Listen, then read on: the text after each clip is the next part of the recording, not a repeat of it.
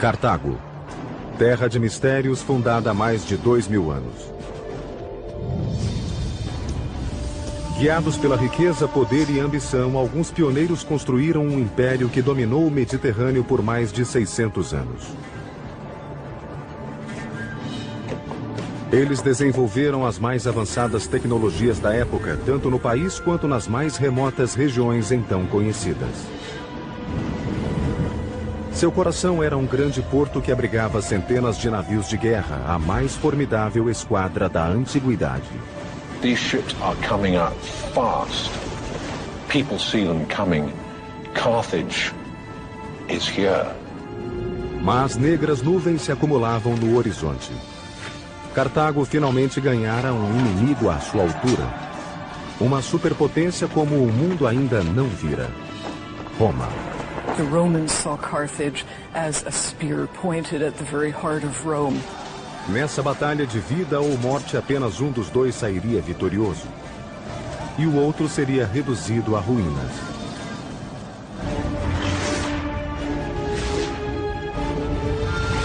Construindo um império. Cartago. Sangue. Massacre. Brilhantes conquistas da engenharia e atos de bravura suicida marcariam o embate das duas superpotências do mundo antigo. Roma e Cartago. Foi uma luta de morte. E o resultado mudaria o curso da história ocidental. Welcome to Tunisia. Hello, I'm Peter Weller. When I was a kid, I heard the name Carthage. And I knew it was an ancient city. I didn't know exactly where it was. I'd heard of Hannibal and the elephants crossing the Alps and these famous wars with Rome. And I learned these wars were called Punic Wars after the Latin word punici, which is what Rome called Carthage. But I had no idea where Carthage was. Well, it was here, in the northern tip of Tunisia, and behind me is the modern capital of Tunis, a city of about 2 million people sitting on the Mediterranean Sea. By the 4th century BC, Carthage was an absolute empire, dominating the Mediterranean with a formidable navy. But the original legend of Carthage starts in the eastern Mediterranean city of Tyre. The Phoenician city of Tyre and a beautiful woman named Dido, and the jealousy and greed and lust for power that would absolutely rip a royal family apart. Dido era a linda filha do rei Muto. O marido, um fenício ambicioso, morrera prematuramente assassinado por Pigmalião, irmão de Dido. Assustada, Dido fugiu de Tiro, atravessou o Mediterrâneo e desceu em uma terra desconhecida na ponte norte da África. Ali ela negociou com os nativos a compra das terras que pudessem ser cobertas com a pele de um boi. Inteligente e astuta, Dido cortou a pele em tiras finíssimas e com elas cercou uma grande região de terras férteis. E foi ali, sob seu governo, que Cart-Hadasht, ou Nova Cidade, seria construída. When they came to Carthage, sized up the bay, looked at the mountains, looked at the flow of the rivers, looked at a place, the Bursa, which would be a great defensible fortress site, they said, this is it. This is where we will build our city. A povoação de Dido, Cartago, logo prosperou. Segundo a lenda, a história de sua beleza, inteligência e riqueza correu o mundo até chegar a Jarbas, rei dos mouros. Part of Dido's story is this tale of the king of the Libyan natives, Jarbas, who wishes to marry her, but she refuses to do so. According to the storytellers, it's out of love for her assassinated husband, and she climbs onto a self-built funeral pyre and burns herself up. E foi aqui, de suas cinzas, que um dos maiores impérios do mundo se ergueu. Cercados de vizinhos poderosos e com pouca terra, os fenícios de Cartago voltaram-se para o mar. Eram pioneiros, pragmáticos, abertos a novas ideias e extremamente inovadores. When Dido established the city, the new city, a lot of people's eyes obviously opened wide and said, hey, a new city, a new start. And as these trading routes that Carthage pioneered expanded, it very rapidly became as international a city as anywhere then in the world. Nos 200 anos seguintes, Cartago evoluiu para a grande potência mediterrânea, fundando colônias na Córcega, Ibiza e norte da África. By around 700, maybe 650 BC, Carthage is a force to be reckoned with. Everybody's heard of it. Nobody messes with it. It's a very important city. Através de extensas rotas comerciais no século VII a.C., os novos territórios geraram grandes tesouros para Cartago. A população chegou a 300 mil, tornando-a uma das maiores cidades do mundo. To some extent, you could compare it to a Manhattan. This is a huge population living in a relatively small area. So this is an important commercial and cultural hub, not only for North Africa, but also for the entire Western Mediterranean world. Antes dos cartagineses, grandes obras de engenharia tinham sido lançadas em honra aos deuses. O foco de Cartago era outro. Tal como a América 2.500 anos depois, a riqueza de Cartago atraía legiões que buscavam fazer fortuna. Os arquitetos e engenheiros da cidade tinham de achar um modo de acolher a todos. Um desafio que desembocaria na maior explosão urbana da antiguidade. There was something very important to the Carthaginian spirit, to its psyche, about staying within the walls of Carthage. So the pressure to design buildings that would accommodate people who wanted to live within the city was very strong. Os cartagineses foram os primeiros em grande escala a fazer do céu da cidade sua propriedade privada, construindo apartamentos. These were as high as 6 stories, very densely populated. Why? Because people wanted to come to Carthage. It was a successful, happening place. If you wanted to get on in life, you wanted to come to Carthage. Para erguer uma grande cidade, era preciso primeiro achar um bom material com que construir. A solução estava em El Awaria, na Baía de Túnez. Nessa longínqua pedreira havia um suprimento aparentemente inesgotável de calcário, que era fácil de trabalhar e rápido na secagem. Limestone is the perfect choice for building. And there were limestone depositions geologically in that area, in that basin, very close at hand. Os arqueólogos acreditam que, tal como os egípcios, os cartagineses cortavam cada bloco de pedra pelo método mais simples, com água e madeira. After they've chiseled a dotted line channel along the face of a rock, they take a wooden wedge, stick it in there, if it's deep enough, and then wet the wood. And what will happen naturally is the wood will expand with the water, and then it'll naturally crack the stone. A pressão crescente da madeira em expansão provocava uma fissura na pedra quase perfeitamente reta. A partir daí, eles separavam os blocos usando alavancas simples. Assim que os grandes blocos eram cortados e transportados para a cidade, os cartagineses iam superpondo lajes e pilares, para rapidamente transformar Cartago em uma capital dinâmica. It's very clear that by using stone in the first place, they weren't ready to pick up and go elsewhere. They were looking down the long term. For each metropolis to survive, it needs a constant source of running water. Carthage was no different, so the ancient city engineers turned to cisterns, like this. Each cistern was made of a double layer of eggshell, ash, and clay, made the cistern absolutely watertight. Every home enjoyed access to a cistern through a series of pipes and channels. Carthaginians had fully equipped bathrooms with tubs and sinks and even showers years before ancient Rome. We have clear evidence, way before the foundation of Carthage, of domestic plumbing. But it is Carthage by 600 BC or thereabouts, and certainly Carthaginian town of Kirkuane by 450 BC, that we have the first evidence of a unified system of water usage and, critically, sewage. Any fool can put in a bathroom, but the question is what to do with the waste water. And at Kerguelen you see very clearly a unified single system that has piped water to the rooms that need it, the kitchen and the bathroom, but then piping the wastewater out to a common sewage system. This was evolutionary, yes, but it is also typically Carthaginian because it's also revolutionary.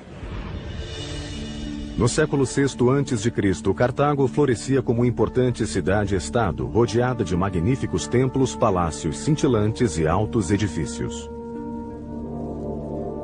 Mas se a chama de Cartago brilhava forte, a dos primos fenícios estava se apagando. A grande cidade fenícia de Tiro caiu nas mãos da Babilônia em 574 a.C. Cartago teria de prosseguir sozinha. Sem demora, os cartagineses saíram para explorar a costa do norte da África, continuando a expandir o império e conquistando mares. The Carthaginians saved money by covering their stone houses with smooth stucco, making them appear to be constructed of expensive marble. 520 a.C. 3.000 remos impulsionavam 60 navios através das colunas de Hércules, conhecidas hoje como Estreito de Gibraltar.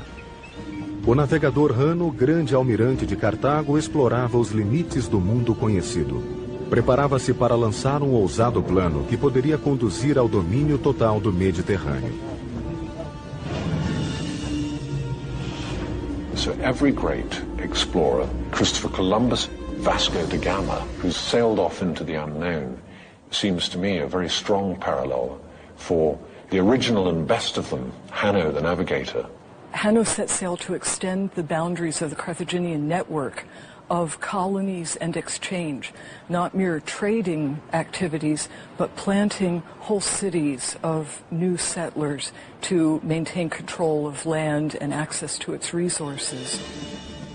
A técnica de Cartago nos mares trouxe-lhe poder e riqueza. No século VI a.C., as ilhas da Córcega, Sardenha e Baleares achavam-se sob seu controle. A força desse poder fluía de uma maravilha da engenharia, o Porto de Cartago.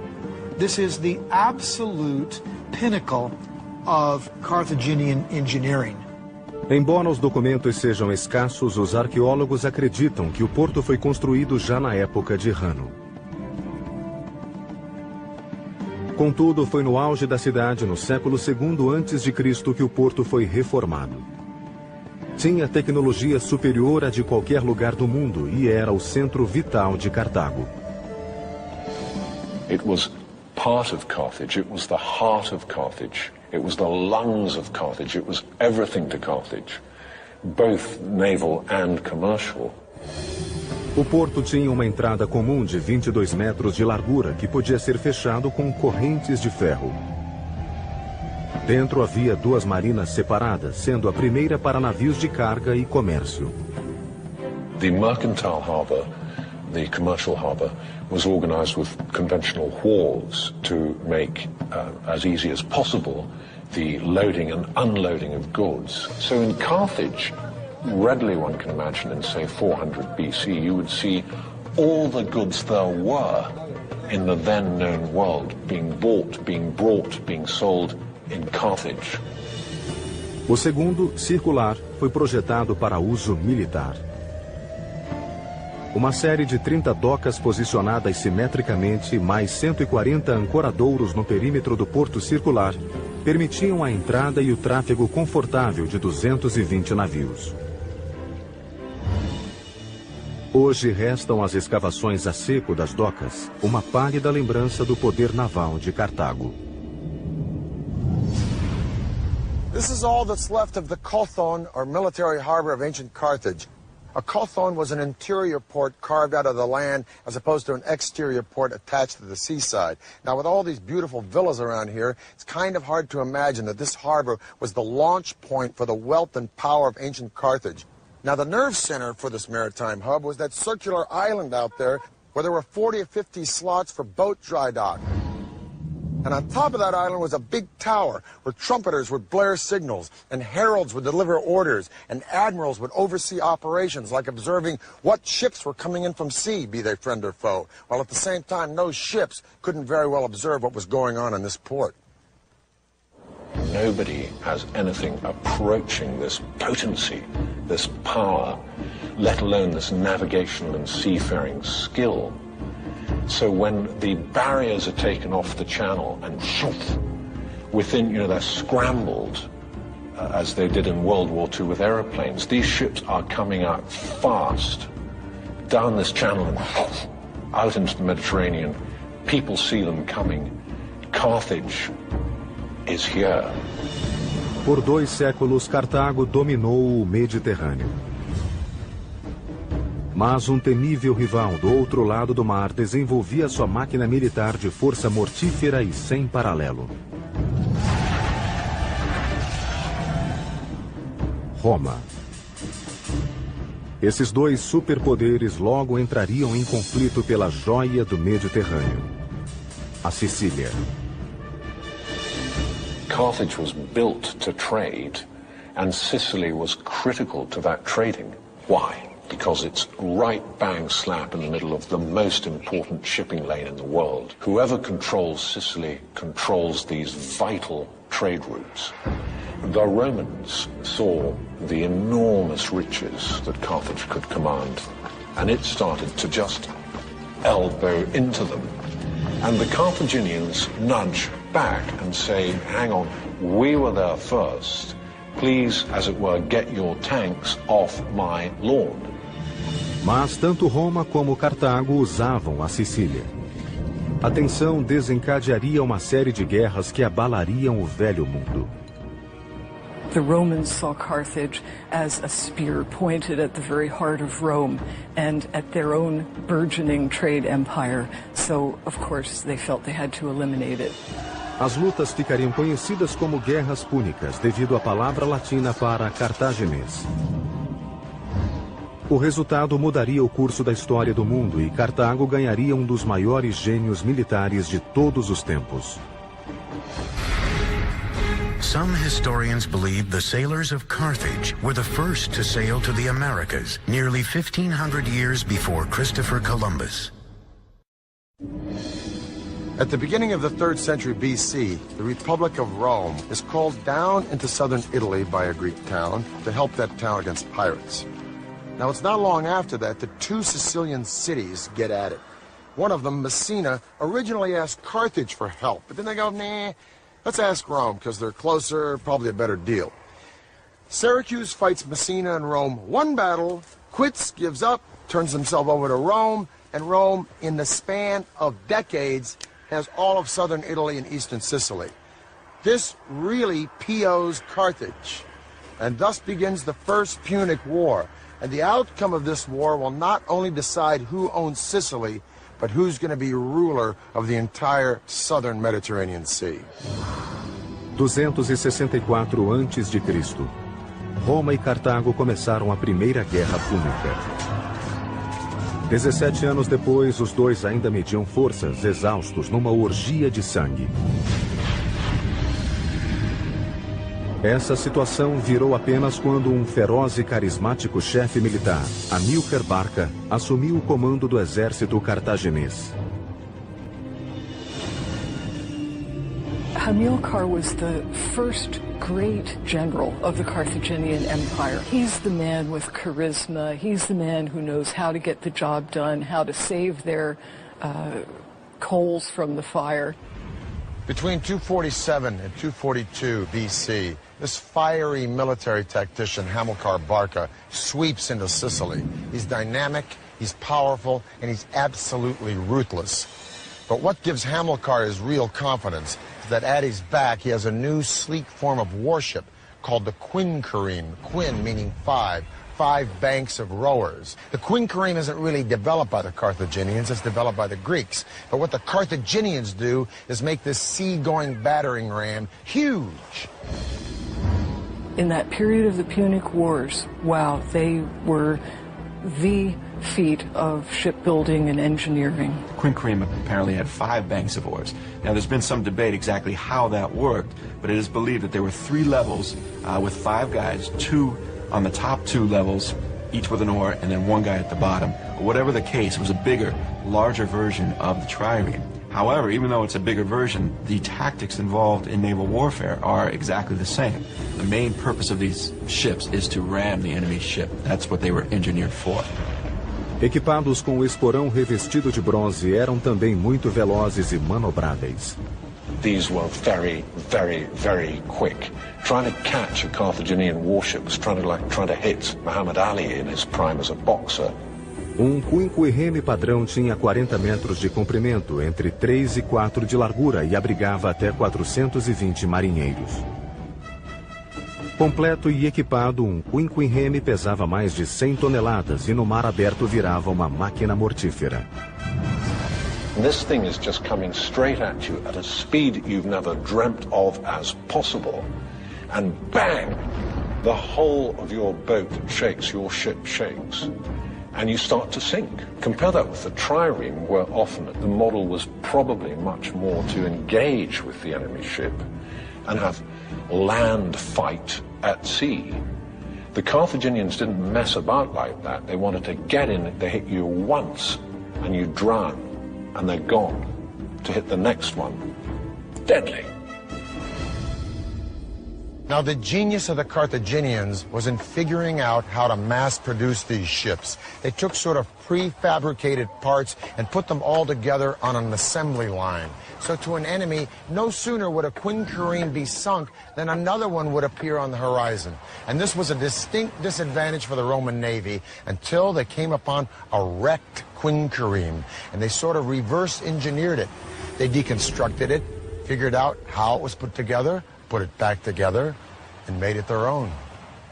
They captured a grounded Carthaginian Quincunene and made dozens of copies of these.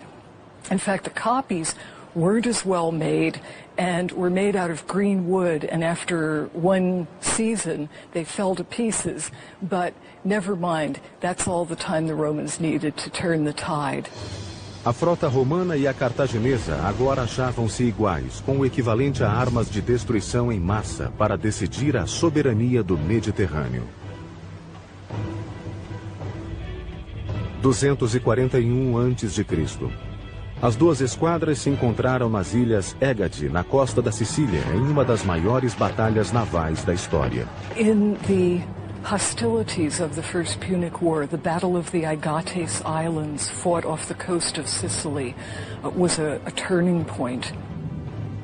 Na batalha entre duas frotas brilhantemente comandadas, Cartago tinha a vantagem do número. Mas suas máquinas mortíferas achavam-se lotadas de cereais para o exército de Amílcar, acampado ali perto, na Sicília. Many ships were sunk or lost or captured. People weren't expecting that. Now, the Carthaginians try to make a break for it, but they are unable to do so because of this extra weight. That gives the Romans the victory. Foi desastre estratégico. No fim, os romanos fizeram quase 30.000 prisioneiros. Sem condições de substituir tantas tropas, Amílcar foi forçado a se render, batendo em retirada para Cartago. Assim, o pêndulo do poder no Mediterrâneo inclinava-se perigosamente para Roma. Nessa vitória, Roma ganhou não só a Sicília, como o domínio da Córcega, da Sardenha e das ilhas entre a Sicília e a África. Para quebrar a espinha de Cartago, Roma exigiu o pagamento de uma multa astronômica. Mas Cartago não desistiu e voltou-se para a Espanha a fim de conseguir novas riquezas. The Carthaginians send Hamilcar Barca to Spain, so his goal in 237 is to conquer as much of Spain as possible. Amílcar levou 9 anos de árduas batalhas para conquistar as tribos nativas espanholas. No fim, as terras do sul do rio Ebro tornaram-se parte do Império Cartaginês. Mas por essa conquista, Amílcar pagou com a vida. Em 228 a.C., ele tombou em uma batalha contra uma tribo rebelde. Hamilcar's death in Spain was a great blow to Carthage, but it was by no means the end of Carthage. In fact, it opened the way for a whole new initiative. Legend has it that Hamilcar's 9-year-old son begged to watch his father lead Carthage into battle with Spain, and the father agreed on one condition, that the son would promise eternal hatred of Rome and commitment to that republic's defeat. And it was thus the son, named Hannibal, became the instrument of his father's revenge. And this was the first step on a path that would transform Hannibal into the most devastating foe that the Republic of Rome would ever face. In 1969, archaeologists discovered a sunken Punic warship with cannabis on board. It's thought the herb was brewed into a tea to calm rowers' nerves. 211 a.C. Espectro rondava a República de Roma. Fora de suas muralhas, com um exército pronto para atacar, achava-se o homem que os romanos temiam e odiavam acima de tudo. Aníbal, o grande general cartaginês. Brilhante, impiedoso e sofisticado, era o pior pesadelo de Roma. Como que por mágica, Aníbal havia penetrado as defesas de Roma. Mas a mágica era apenas o gênio estratégico de Aníbal e o modo como usava seu corpo de engenheiros, um dos melhores do mundo. There's no doubt in my mind that Hannibal wasn't one of the greatest generals in history. I think demonstrably he is the greatest general in history. O gênio de Aníbal nasceu do zelo religioso de destruir Roma, a ele transmitido pelo pai. Em 221 a.C., ele recebeu as ferramentas para a tarefa e aos 26 anos assumiu o comando do exército cartaginês. Hannibal was certainly Hamilcar's son. He was a crafty politician, a brilliant strategist and military man, but his real genius was in knowing when to use all of the great engineering developments that Carthage had at its disposal. Comandante de coragem de aço, Aníbal lançaria uma das mais incríveis campanhas de ataque que o mundo já vira.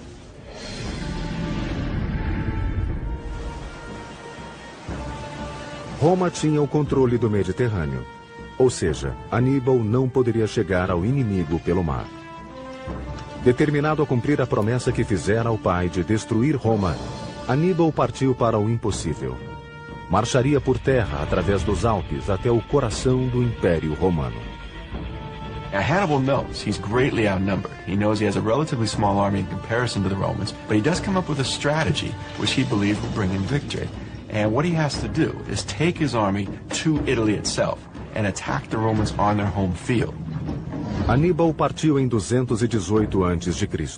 Tinha um exército de 90 mil homens, 12 mil cavalos e 37 elefantes comprados de vizinhos do sul. Elephants had been used in battle for centuries before this. They could be the turning point in a battle because the cavalry of the enemy could not withstand elephants. Therefore, Hannibal believes it's worth it to try to get these elephants to Italy. Em outubro, eles tinham percorrido mais de 1000 quilômetros quando depararam com o primeiro grande obstáculo: o turbulento rio Ródano, na França. Even at its narrowest, shallowest time of the year, the Rhone River is still going to be somewhere between 100 to 150 to 200 meters wide. It's going to be daunting to all of Hannibal's field engineers. Do outro lado, grande número de gauleses aguardavam para combater. Mas a muralha de água era um obstáculo mortal que devia ser transposto primeiro. Os engenheiros de Aníbal teriam de domar a mãe natureza. Not only are the engineering feats daunting, but you also have crowds of insubordinate and hostile tribes waiting on the other side of the river. A solução seria um dos mais espetaculares feitos de engenharia. Uma série de jangadas gigantescas que levavam os animais e suprimentos de uma margem a outra em tempo recorde. These rafts were about 200 feet long and 50 feet wide. Now that means that you can't just use one single tree trunk. You have to also put multiple trees together and then lash those together too. This requires more than a Boy Scout knowledge of knots. Com rapidez e eficiência, os soldados de Aníbal abateram enormes coníferas na floresta adjacente e amarraram os troncos com fortes cordas. Os engenheiros tinham de considerar também a psique dos elefantes. Assim, cobriram os troncos com uma camada de sarrafos e outra de terra bem socada para os elefantes acharem que estavam em terra firme. Quando tudo estava pronto, Aníbal deu sinal para soltar as jangadas. Os gauleses que aguardavam ficaram estupefatos quando viram o general cartaginês liderando o exército, a cavalaria e os elefantes através das águas turbulentas do Ródano. Quando ele chegou à margem oposta, os gauleses, tomados de pânico, fugiram sem tentar atacar. A operação toda levara pouco mais que 9 dias. I think the crossing of the Rhone in such a short space of time using rudimentary equipment is one of the great achievements of military history. And people slightly forget the small engineering miracles that made all this possible. Aníbal e seu exército continuaram rumo ao sopé dos Alpes. O inverno chegava e os soldados sentiam fome e exaustão. À medida que subiam, depararam com outro obstáculo que parecia intransponível. Rochedos escarpados. Mas os engenheiros tiveram uma ideia que permitiria ao exército não só ultrapassá-los, como atravessá-los. The stratagem of crossing the Alps certainly shocked the people of Italy. No one expected an army with elephants to make it across. And although the Alps may have seemed in places impassable, this idea of breaking up the mountains themselves to create a pathway to get your pachyderms across was a brilliant idea. Now, how did Hannibal get his men, not to mention all those elephants, up, over, around, or through these giant boulders? Well, according to the Roman historian Livy, he came up with an ingenious plan along with his engineers that would literally move mountains. They cut big crevices through these boulders, and then they got wood from the surrounding forest. They'd wrap these boulders in the wood, and when the wind was right, they'd torch the wood. The rocks would heat up, and just when they were hot enough, they'd pour boiling vinegar into the crevices, which would shatter or melt the rocks such that his men could break them apart with iron implements. Now, what was Hannibal doing up in the Alps with all this vinegar? Well, if this is true, and we like to think it was, otherwise how did he get across the Alps? It speaks volumes to the genius of this brilliant general. I'll tell you one thing, after navigating the snow of the Alps, the sight of the plains of northern Italy must have been very, very welcome.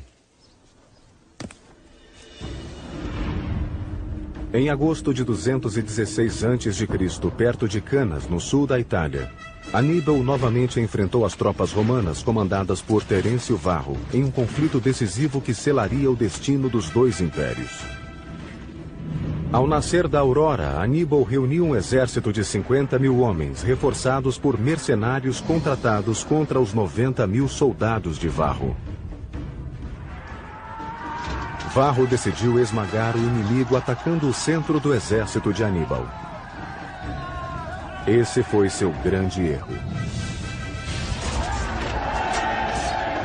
Adivinhando a estratégia de Varro, Aníbal ordenou à cavalaria que cercasse as fileiras romanas pela retaguarda. Hannibal had certainly done his homework in studying the psychology of his opponents, and he was able to trick them into his center, and then his forces could engulf them. Completamente cercados, os romanos foram derrotados ali mesmo. Apenas 3.500 romanos conseguiram fugir. 10.000 foram feitos prisioneiros e 70.000 pereceram na batalha. At the Battle of Cannae, the single greatest defeat ever inflicted on a Roman army throughout its entire history. And of course we have to go to World War I to find a scale of slaughter as big. Canas foi uma obra-prima da estratégia militar, mas Aníbal não conseguiu tirar vantagem de suas vitórias. Continuou lutando por 13 anos, montando sítio após sítio contra Roma e cidades adjacentes, mas a vitória final não chegava. Aníbal conseguia vencê-los no campo, mas não tinha armas para tomar a capital romana. Em 204 a.C., Roma tentou outra ofensiva e lançou um ataque contra Cartago. Aníbal precisou voltar à pátria para defendê-la. In 204 BC, Scipio Africanus, who had already beaten the Carthaginians in Spain, convinced Rome to let him go around Hannibal altogether and attack Carthage directly. Hannibal was recalled to his city to defend it. Now, these two heavyweights met and spoke. We have no idea what they said to one another. It's lost to history. In 202 BC, they met again at the Battle of Zama. And Hannibal was defeated. And he was forced to surrender to an enemy that he'd spent his entire life trying to destroy. He would not fulfill his father's wishes. He was exiled from Carthage, and years later, near present-day Turkey, he committed suicide. A derrota de Cartago no fim da Segunda Guerra Púnica forçou o Império a se submeter ao odiado rival. They are forced to surrender in 202 BC. The Romans again impose very harsh peace terms on the Carthaginians, meaning, first of all, they must again pay an indemnity, a tax to the Romans. Also, the Carthaginians lose their overseas territories, meaning their territory is now confined to areas just around Carthage itself. One last very important part of this treaty was that Carthage could not fight a war, any war, even a defensive war, without Rome's okay. Com Cartago despida do poder militar, o campo estava aberto para o exército romano iniciar a completa conquista do mundo antigo. Seu primeiro alvo seria exatamente Cartago, que para se defender, agora só dispunha da fortaleza mais segura do mundo. Hannibal ad portas, which translates to Hannibal is at the gates, was often used after the Second Punic War to scare children to bed. 150 a.C. Marco Pórcio Catão, orador romano e bisavô do famoso inimigo de Júlio César, passeava pelo Senado romano desatento ao que o cercava. Ele só tinha uma preocupação na cabeça: Cartago. Cato was only too well aware of the strategic position of Carthage. He could see that as long as Carthage was an independent stronghold, it was too close to Sicily and Italy to be allowed to harass shipping or maintain a military presence. He wanted it completely wiped out. Now in Carthage's one-time ally and neighbor, Numidia, starts to encroach on southern Carthaginian territory. Carthage feels obliged, and rightfully so, to defend itself, but there's a caveat. Since the Second Punic War, Carthage has promised Rome never to take up arms against anyone whatsoever without the consent of Rome. Rome sends a commission down to arbitrate this beef between Numidia and Carthage, and one of the deputies on that commission is Cato. And when Cato sees the prosperity with which Carthage has bounded back since the Second Punic War, he goes right back to Rome. He rails against the Senate that this prosperity means one thing and one thing only: Carthage is going to be at our doorstep with arms in no time. No matter what speech he makes, roads, politics, taxes, he always ends with Ceterum censeo Carthaginem esse delenda, which means, furthermore, I say Carthage should be destroyed. Now, Carthage, feeling it's going to be annihilated, no help from Rome, takes up arms. Rome sends an army down to Carthage. Rome tells Carthage, you have to abandon and evacuate your city. Carthage refuses. Thus starts the Third Punic War. But now Rome has got a problem, because the strongest fortifications in all of antiquity at that time are the walls of Carthage. O tempo reduziu a fortaleza às fundações. Mas em 149 a.C., as muralhas eram a última esperança da cidade. It was a three-part wall system with massive stone circuit wall. It covered a huge extent and was thought to be unbeatable. A wonder of the world, those Carthaginian walls. And the Carthaginians trusted them. A muralha tinha circunferência de 40 quilômetros e uma série de 3 muros defensivos.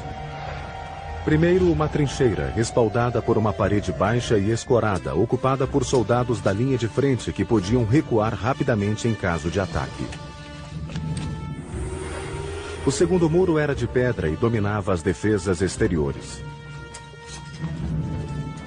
Atrás dele erguia-se um terceiro muro mais alto e impenetrável de quase 15 metros de altura e 9 de largura. 15 guaritas espaçavam-se a intervalos de 200 metros, onde sentinelas montavam guarda.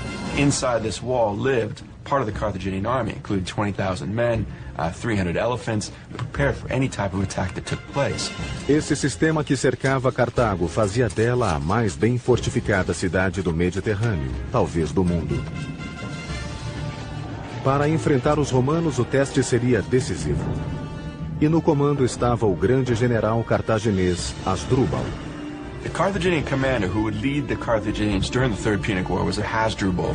He is the one responsible for retaliating against the Numidians, and he is the guy who's going to be leading the main resistance.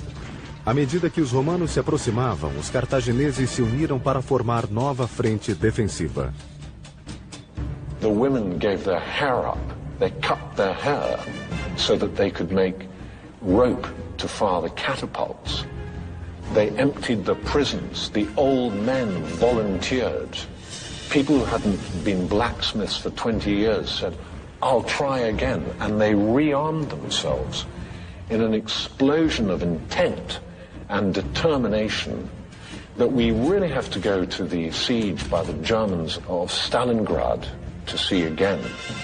Em 2 meses de trabalho frenético, eles produziram 6.000 escudos, 18.000 espadas, 30.000 lanças, 120 navios e 60.000 mísseis de catapulta. Apesar de todo esse arsenal, Roma enviara uma força esmagadora. A cidade viu-se sozinha para enfrentar a destruição. There was no area left alone without Rome or Roman allies, with none of the colonies in a position to stand up to Rome. Carthage was left on her own. O povo se abrigou por trás das grandes fortificações, esperando contra todas as previsões que a muralha repelisse a iminente invasão romana. Carthage held off the Roman attack for 3 years, and even in the last days after the Romans broke through the walls, it took 7 days before they could get to the top of the citadel, of moving through town like a juggernaut. O sítio romano exauriu as forças vitais da cidade. Por fim, embora a imensa muralha jamais fosse rompida, os romanos conseguiram escalá-la do lado do mar. Intramuros, houve uma luta de morte em cada rua. Restaram poucos soldados cartagineses, mas eram tão ferozes que o comandante romano, Cipião Emiliano, preferiu arrasar a cidade incendiando-a. Milhares de cartagineses foram queimados vivos nessa fogueira. It was a firestorm. It must have been hellish for the residents, people fleeing.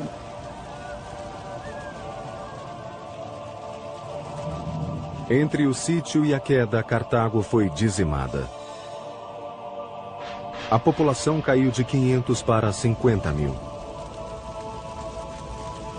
Os sobreviventes foram vendidos como escravos e jamais voltaram à pátria.